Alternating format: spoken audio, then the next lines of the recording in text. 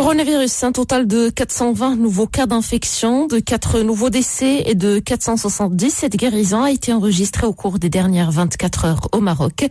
Côté vaccination, le nombre des personnes qui ont été vaccinées à ce jour dépasse les 3 850 000.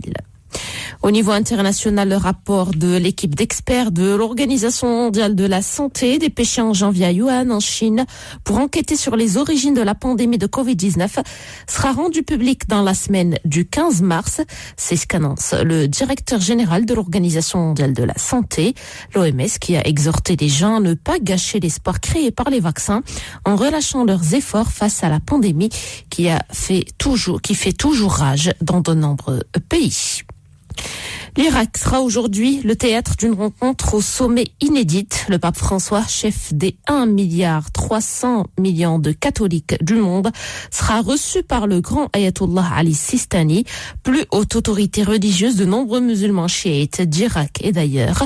Les deux hommes s'entretiendront pendant près d'une heure pour une visite privée, 2 ans après que le pape François signe avec le grand imam d'Al-Azhar, institution de l'islam sunnite en Égypte, un document sur la fraternité humaine.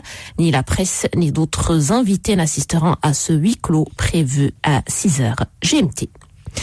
Jour de vote en Côte d'Ivoire, plus de 7 millions d'électeurs sont appelés à choisir aujourd'hui leurs députés. Un scrutin qui, à l'issue d'une campagne sans incident majeur, suscite l'espoir d'un retour à une vie politique apaisée, 4 mois après une présidentielle agitée. Pour la première fois depuis 10 ans, l'ensemble des principaux acteurs politiques participeront à ces législatives, alors que l'opposition avait boycotté la présidentielle d'octobre 2020, marquée avant et après le scrutin par des violences ayant fait 87 morts et près de 500 blessés.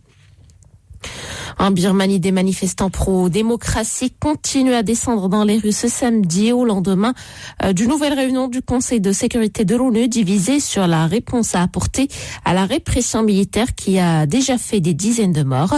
La peur est dans tous les esprits. Au moins 55 personnes ont été tuées par les forces de sécurité depuis le début de l'insurrection pacifique contre le coup d'État du 1er février qui a renversé le gouvernement civil d'Aung San Suu Kyi. Voilà pour l'essentiel de l'actualité autour de